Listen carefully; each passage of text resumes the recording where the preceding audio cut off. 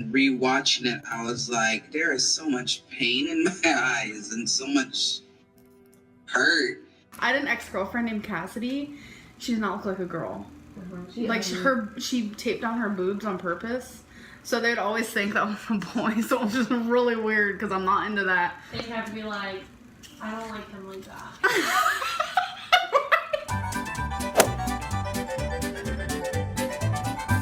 that. There you are. You finally clicked on the video. I've been waiting for you. Now we can start. The Amberverse is buzzing with activity. So much is happening all at once. But before we begin, guys, I'm curious. Have you noticed something intriguing? It feels like Destiny has stepped in and exposed Amberlynn, followed by Becky's revelations, and now it's Casey's return. It's almost a concern for Amber, wondering if Crystal might be next. That's quite the ensemble. Comment with this emoji if you agree. So, by now you've probably caught the wind of it. Mr. Snowflake, who we all know and love, dropped a video delving into the Casey era. Casey's comment on the video sparked a connection, leading to an epic collaboration and mega interview that has sent thousands into a frenzy. I kid you not, the excitement is off the charts. So what we'll do today is analyze Amber's deleted video where she accuses her ex of Rain and Petal's eavesdrop. If that sounds like a riddle to you, you might be new here. Feel free to ask someone in the comments section. It's the very essence behind this ongoing drama. Hey you guys, so I wanted to make a video about something that I haven't really talked about really. My first live-in relationship was with a girl named Cassidy. I feel very strongly about this, and I feel like it's okay for me to say her name because she's transgender now, so she's not Cassidy no longer. So I'm able to say her name because she's a once was person. Like, Cassidy is no longer here anymore, obviously. I'm not gonna say his new name because we're talking about her. Transgender talk is too confusing, so we're just gonna leave it as that. She was once a was person. Brushing aside Amber's linguistic slips, as per usual, despite her attempts to conceal Casey's identity poorly, it's no shocker that he was doxxed. Let's see what he has to say about this in the interview. But they found me. They found me and my family and my fiance and friends. They were just like, oh, like just distributing it. So, the tale unfolds with Amber residing at Casey's for a few weeks, but just as she prepares to leave, she finds out that her grandmother doesn't want her to return, leaving Amber essentially homeless. But, to be honest, given that this story is coming from Amber, I am a little bit skeptical. We were in love, thoroughly in love. I was there for 2 weeks, and I called my mom, and I was like, oh my god, I miss you so much, because I was living with her and my grandma at the time, and on the phone, she told me, your grandma said you can't come back to Oklahoma. You can't come live with us. And I was like, what? Is that true? Because a lot of people think she made it up, that she was kicked out by the grandmother so she could stay with you. But that's true. So, yeah, that is true. Yeah. She was kicked out. To the extent I don't know, but I do know they were having problems. And Cassidy's mom was pissed. Because I think she knew right then and there she's going to have to take on, me. And yeah, my mom was mad. Like I said in the video, my mom was mad. Yeah, I mean, look, we all know that Casey and his mom were already managing with limited financial resources, and suddenly having to support an almost adult grown woman while wondering if they could adequately provide for themselves must have been really infuriating. And we were on food stamps. She was getting child support for my dad. And, she couldn't afford another person. She could not do it. She could not afford it. And yeah, I did fight for her to stay because one, I was a teenager, it would be cool to have my girlfriend stay. And then two, because I felt bad. I did not want her to get kicked out. She had nowhere to go. I don't even think her foster family would have allowed her back. Don't you think this is all way too much for a 15-year-old to deal with? I mean, for a 15-year-old to have a relationship like this, having to deal with financial problems, understanding the extent of it, and then having to take care of his girlfriend, it just isn't right. What do you all think? It wasn't good, but I was so happy. I was like, oh my god, I'm gonna live with my girlfriend. We're so in love. It's so amazing. And I felt blissful in a way, if that's the right word to use. Oh, honey, you never use the right words. Rain and Petal's eavesdrop. You used the wrong word. It was fine at first, and then it spiraled into not fine at all. I don't really know if I want to like go into like grave detail. Ugh, this seems so contradictory. Releasing an exposing video on your ex on such a sensitive topic, yet suddenly you want to be all ambiguous about it, Amber. It feels like a tactic often used by narcissists to justify their behavior later on. Here's what I mean. It seems like she's deliberately avoiding getting into the finer stuff, so if she's caught, she can just backtrack and say, oh, I didn't mean it like that. I just didn't give you all the detail, intentionally. And because she was 18, you know, my mom's like she said, a job or going to school. I noticed we started arguing a little bit more. Just over stupid stuff. I still remember the first time she ever got physical. We had a laundry room in the apartment complex we were living in. I remember back then I would do our laundry for us. I didn't really like people touching my laundry. I still really don't, but I let Destiny do it because I trust her. But I had this weird thing with like people touching my laundry. Whatever. So she was home all day and she wasn't cleaning or anything like that, like very rarely. But I do remember us being on the sidewalk and I remember her dropping what was in her hands and she took me by the throat and she started yelling at me. I was like, what? And like, I was like crying. Like she literally was having me by the throat, just like screaming at me. It's really sad because once someone accuses another person of something serious like this, it's hard to erase that accusation completely.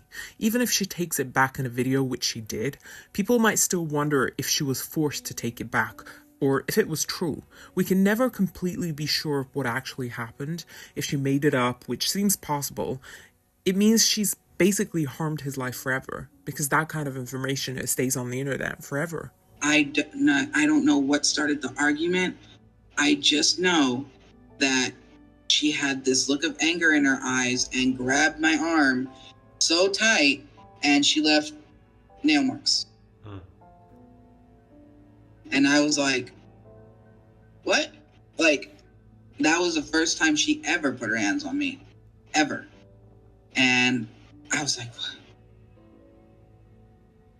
what? Like, I was confused. I was so confused because I've seen people, you know, abusive relationships on TV shows, movies. I never thought, you know, you never think, oh, that won't happen to me. And the minute that happened, that's when it started to spiral down. Also, can we take a minute to appreciate Mr. Snowflake?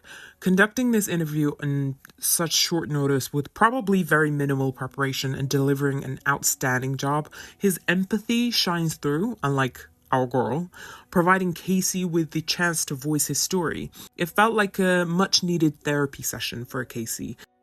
I feel like after this, Casey will be able to live a better life. I feel like he's had the opportunity to kind of unload a lot of things that he was holding on to. You know, for a lot of people, this is just entertainment and people like to come and click on an Amberlynn video and just have a laugh and then turn it off. But this is someone's life. And I'm really glad that we have such a good community that can help people like this. She would randomly like pinch me if I made her really mad. And I didn't even think anything of that then either. Honestly, I didn't at all. And it was really bad when it started to spiral, of the hitting, of the, oh God, I was having an anxiety attack before school. And this is before like I could really like get control over it. Like I was still like figuring out medications for it. And I called her. And I was like, and I was crying. I was like, you know, baby, I can't, you know, I'm having anxiety. I don't know what to do. And she screamed at me over the phone. I don't even know what she said because the scream was so loud. She just screamed at me over the phone. And you could tell she was in the bathroom and because it echoed and it just like, you just hear her, like, and I was like, well, I'm sorry that you're mad. And then she screams, I don't care. Hangs up. The thing is, Amber's excuse was that she just wasn't attracted to him anymore and probably just didn't want to be with him. But you don't have to be in love with someone to be a kind person, Amber. For such an empath, you should have been there for someone who took you on when you were homeless and had nothing. That should have been second nature. I stopped being like sexually attracted to her. This is when things got really bad. ugh, I don't even know how to share this, but I'm gonna have to. You have to? What do you mean you have to? This is so incredibly manipulative. No one forced you to make this video, and therefore you don't have to. This is just to get the viewers on side. Cassidy was very sexually strived. Like, is that even a thing? I don't know. She really thought I was attractive. She really was sexually attracted to me, and she always wanted to, like, have sex. And I stopped feeling that for her. Like, I didn't tell her that. I would just, like, make up things like, oh, I don't feel good. It made her fucking pissed. When you say no to someone, whether you've been with them for like a month or whether you've been with them for like 6 years, if you say no to a sexual act, your partner should accept that. That is where I firmly stand. But she didn't. Casey was like 15 at the time, and I'm not saying that 15-year-olds aren't capable of crime, because they are. And if it's exactly like how Amber said, then yeah, that's disgusting and it's wrong. But conveniently, Amber forgot or didn't want to mention what she did to Casey. And we're going to hear about that in a minute, so stay tuned. It's nasty, guys. It's nasty. Does the whole Amber drama, does that still follow you now? Does that still affect you now? And obviously it does. It does. And I don't know what her goal was with that, especially saying that she did not mention me and no one knew who I was, which was a lie. Again, I still go back to that. I'm sorry I'm going back to it, but I just don't understand how she still said that when people found me. I agree with Casey. Amber truly displays narcissistic tendencies. Let me break it down for you. Here, her motive was to seek validation, love, and a wave of support from her audience, right? She aimed for the positive comments and wanted people to turn against Casey. I don't even feel like she had ill feelings towards Casey. She didn't even want to hurt Casey in that way directly. I think she just used the situation to make it all about her because of the narcissism. She was fully aware of the fallout. Her subscribers targeting Casey with abuse, but she was indifferent. As long as she received validation, it was fine. Her priority was to make herself feel good, regardless of the aftermath. And unfortunately, the consequences of this one was utter destruction of his life. I really hope that she didn't go through that. I really hope that she's lying for her sake. But it's almost like she thought, this would make a good story. Yeah, they'll hate him for a bit, but he'll get over it. It's fine. Let's do it. At first it was like cute little begs, like, oh, come on, baby, whatever. But then as time gradually went on, it became, you're gonna fucking touch me whether you like it or not. Seriously? It sounds like something out of a movie. I was like, you can't force me. I don't think anybody believed her video because it's terrible. It's awful. I've not seen anybody who watches that video and thinks, oh yeah, I believe it, because it's just ridiculous. She'd punch me like around right here a lot. She'd punch me on my arms, and she would continuously do it until I agreed to make love to her or have sex, whatever you want to consider it. So not only was I being physically abused, but I was pretty much being like raped. That is what I consider it, because I continuously would say no to her. And that's it, folks. This is where Casey's life took a drastic turn. Let's simplify it. What initially Amber described matches the seriousness of the assault, yes. But later she said she used the wrong word in her poem. However, with what she's just said now, she's so clever. She just said, that is what I would consider it. If it truly happened, Amber, just stating the facts should be enough. No need for a personal assessment. It seems like she's smarter than she lets on. By saying that again, it feels like she's creating a way to say, this is just how I personally see it. In case things go wrong for her, she's covering all bases, right? And this would go on. This would happen probably weekly. Here are the tears.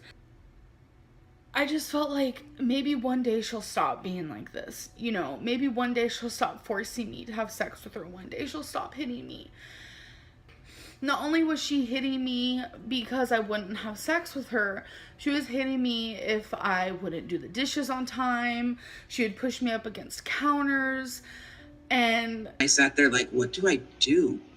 And they're like, make a rebuttal video. I said, but what is that going to do? And obviously it did a lot.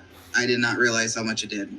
But there was lots of them of her crying, begging me to take them down. And I'm like, no, like, you did this. You did this. You think you can tell me to take this down after you did this? You can take yours. I mean, she did take hers down, but people got it already. And obviously it's uploaded everywhere.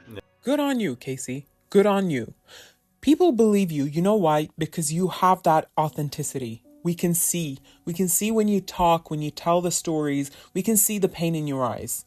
Whereas with Amberlynn, it feels like when she's talking, it's part of like a script from a movie that she's just memorized.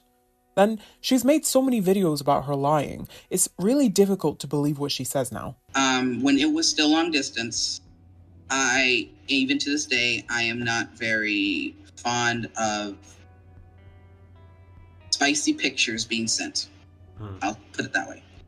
I'm not very fond of it. I don't like doing that. I'm not. Well, when I was at my Nina's house and I was texting her, whatnot, she wanted a spicy picture. She was asking me about this for a couple weeks. And I was like, I'm not comfortable. And I was 15. Again, I was 15, 17. And I just kept telling her, I'm not comfortable with that. I'm not comfortable with that. You know, why do you want this? Like, I'm not comfortable. And she didn't want like front. She wanted,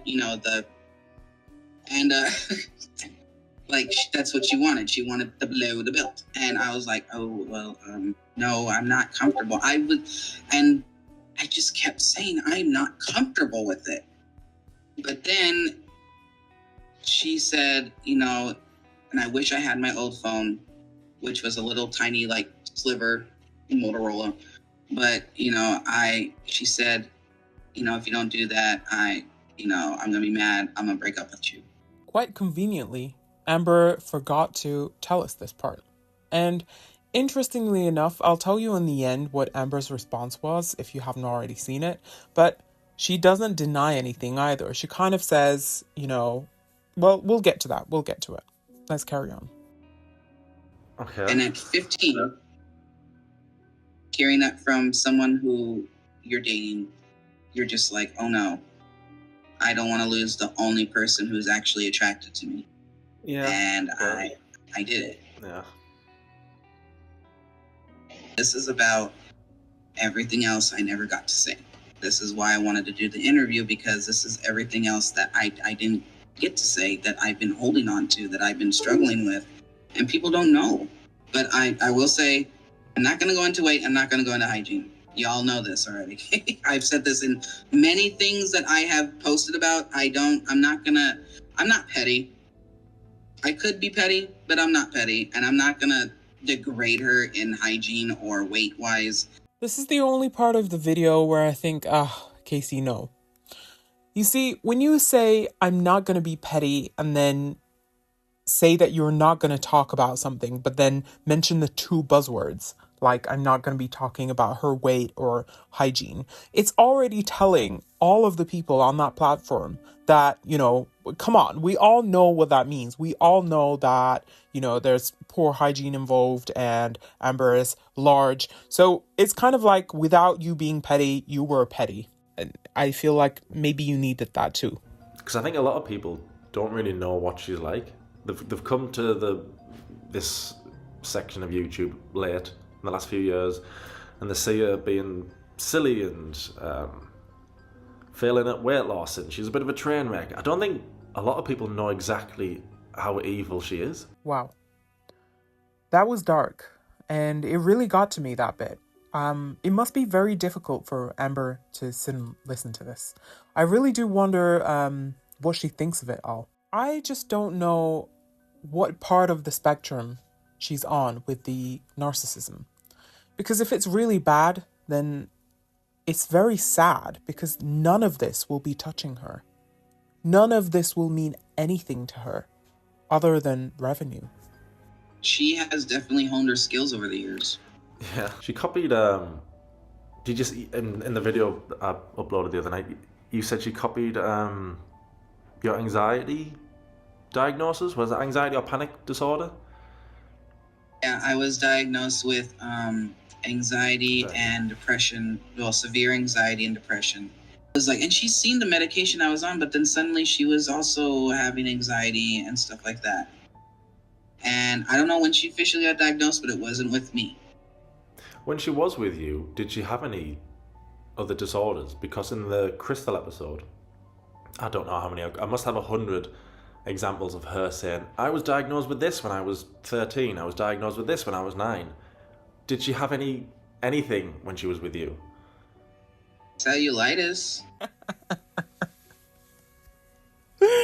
Casey, you're funny. I will say this, look, she probably had a lot more of these funky diagnoses when she was with Crystal and not you. Because as much as you kind of, you say that you're shy, I feel like Crystal was a lot more timid. So it was easy to manipulate her and tell her that, no, this is what I am, this is what I... And to this day, she's the only person that actually speaks to her properly out of her exes. And it's probably because Crystal thinks that it's easier being her friend than her enemy.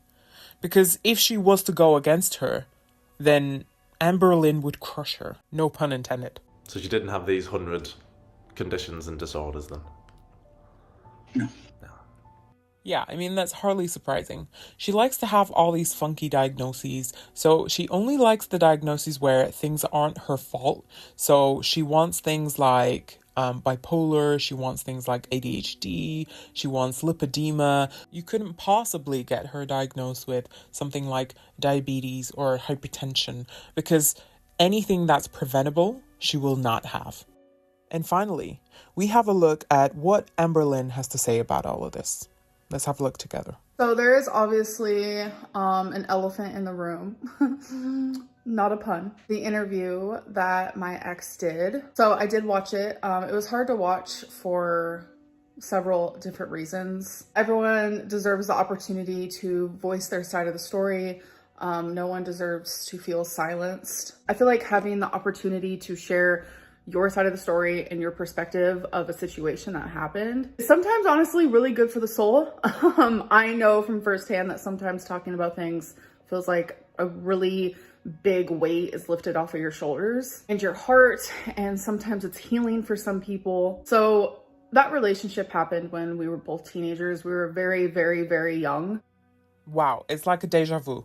Do y'all remember the conversation, the video that she released about Becky, and she was talking about being silenced? Here we go again. And I think watching that interview made me realize more than ever how much I have grown up.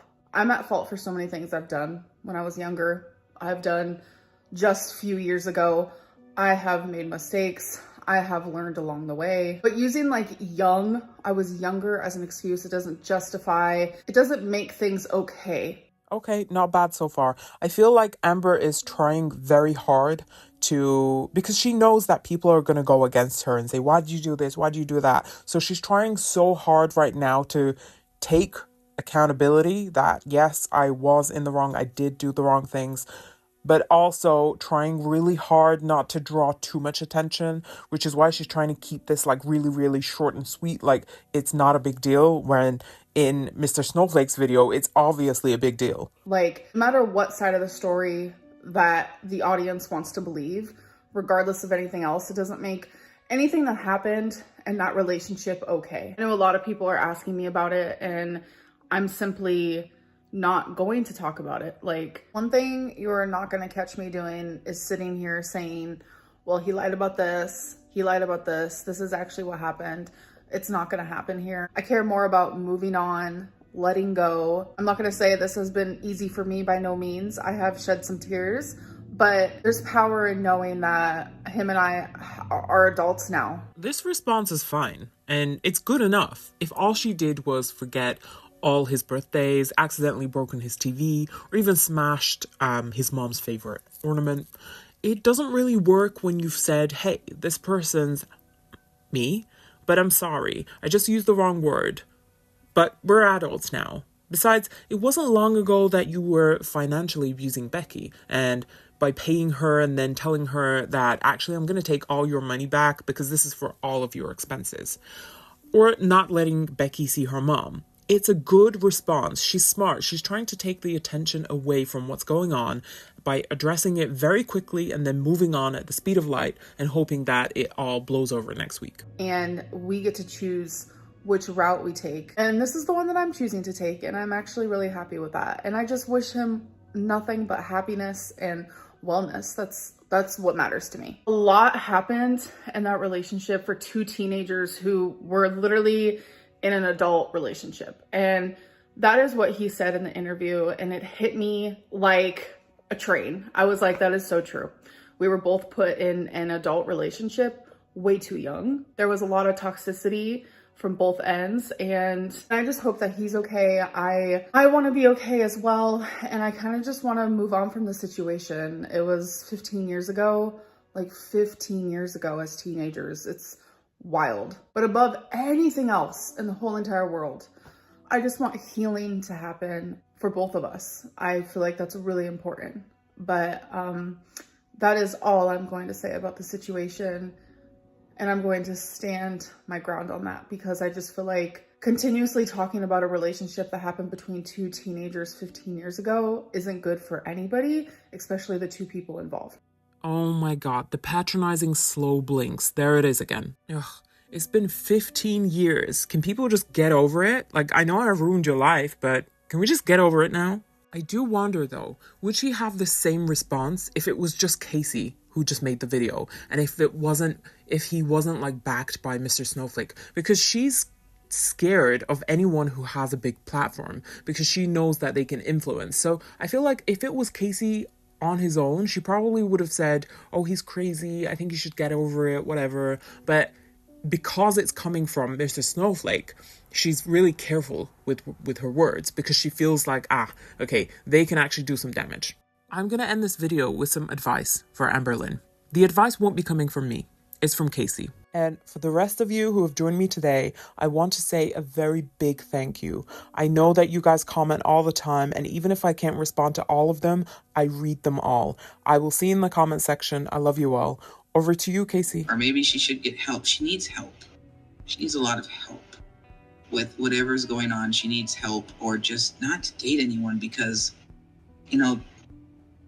she is just not who she says she is on the camera. No, I mean, she's not who she says she is on the camera, though it slips through, and I've seen that it does slip through.